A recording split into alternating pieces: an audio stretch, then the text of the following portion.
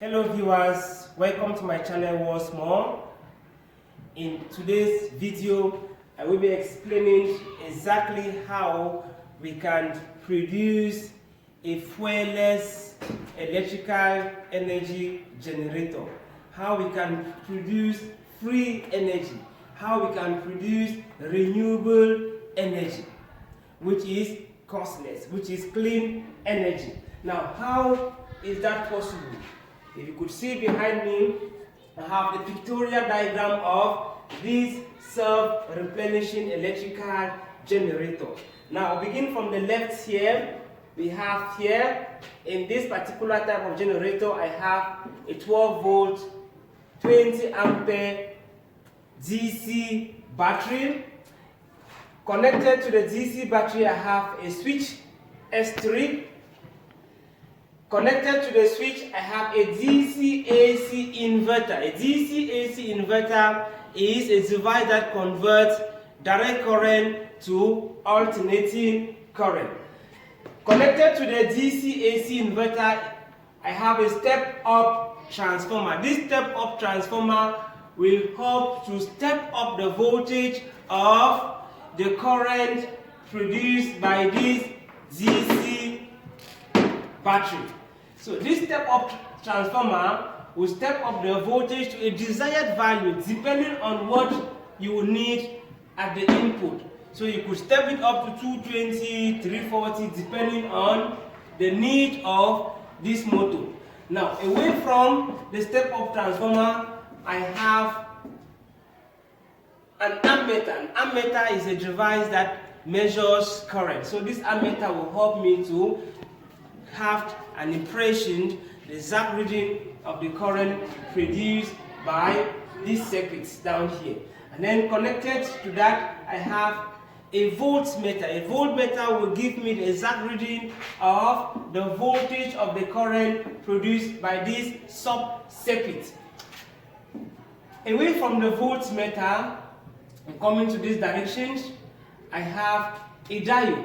This diode G3 helps to orientate the current to move only in one direction. The reason why this diode is connected here is to prevent current produced at the terminals of this motor to flow back in the opposite direction. So the diode helps to permit the unidirectional flow of current. So here at this level, I have a motor. This is the input of the motor.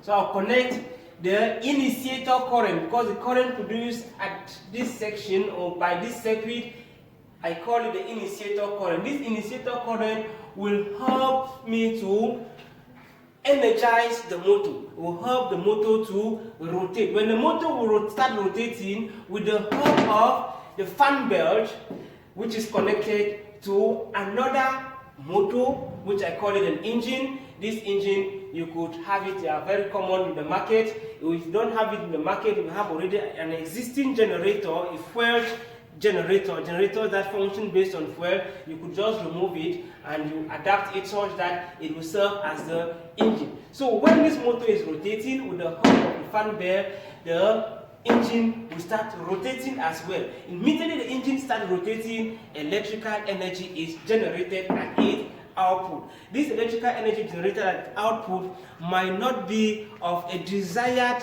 value, might not be of desired size or magnitude. So you might need a transformer. It could be a step-up transformer or a step-down transformer, depending on the amount of energy you will need. So with the help of the transformer, step-up transformer, step-up transformer, you could step up the voltage of the current produced by this engine to a desired value. But remember, when you step up the voltage, the current steps down slightly. So it will depend on the need of your appliance. So away from the from the transformer, I have another ammeter, voltmeter. The ammeter gives me the exact value of the current produced by the engine, and the voltmeter gives me the exact value of the voltage of the current. Again, here I have another switch S1. This S1 will help me to maybe switch off the output current, switch it on depending on the need. Now, away from that, we have the feedback current. So from the terminals of the output, I connect what we call the feedback current, which value is varied with the hub of the rheostat. This rheostat here. The feedback current is part of the output current that I will take back into the input of the motor.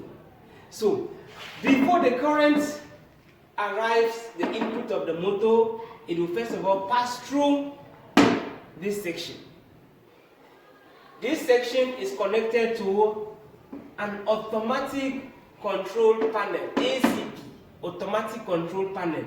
Here you could see this is a small lamp, and there is a small box here. This box, within this box, I have basically a light dependent resistor. So when the lamp here comes on because of the feedback current, it switches off this other circuit, preventing this initiator current from entering. So the motor this time around will be energized by the feedback current. Remember, feedback current is just part of the current, a small portion of the current produced at the output. So this feedback current now helps to keep on energizing the motor, and you see how current is recycled. You see how electrical energy is renewed. So away from that, I have here, it's optional, a thermistor. This thermistor is there to control the functioning of the self-replenishing electrical energy generator, such that if the temperature of this motor is too high, the circuit can stop functioning. The resistance of this thermistor can step up and prevent current from getting into the input. So when that happens, the generator stops automatically. That it helps to prevent the destruction of the circuit or of the generator because of high temperature. So remember, there are two types of thermistor. We have the positive temperature coefficient, and we have the negative temperature coefficient of resistance. So we are using the thermistor whose resistance increases with increase in temperature. So above a particular level, when the threshold temperature reaches, it prevents current from entering here, and the generator will stop. But in the absence of this thermistor, we could use the fan F1. This F1 is a small fan that will keep on rotating so long as the motor is rotating. It helps to cool the whole of this motor. And F2 here is another fan that helps to cool this other motor. Remember, when the motor, the rotor of the motor, be it the one here or the one here, is functioning, is turning, when the rotor is turning, it converts mechanical energy to thermal energy. So this one always heats up. So there is need to cool it down with the help of these two fans. Again, here at the output, I said the output current, you could make it in such a way that you could share to your neighbors. You could use it even in industries where you don't want to pay electricity bills. Like in countries where electricity bills are too high, you could actually produce this type.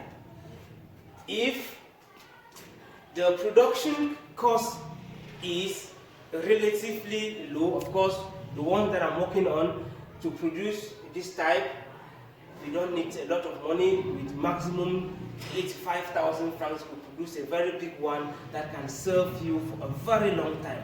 So this is actually free energy generation. Free energy generation through the self-replenishing electrical energy generator. Please, if you did enjoy the video, subscribe, like, share, and comment especially. Comment if you find anything impossible with the production of this type of generator. I will always be there to give you the exact explanation and how to do it. Now, my next video, I will be explaining practically how to produce this generator. So I'll actually produce one and I'll explain how it functions. I will also, in our next video, we'll be producing this type of generator. Thank you very much. Please subscribe, please share and comment. Goodbye. See you next.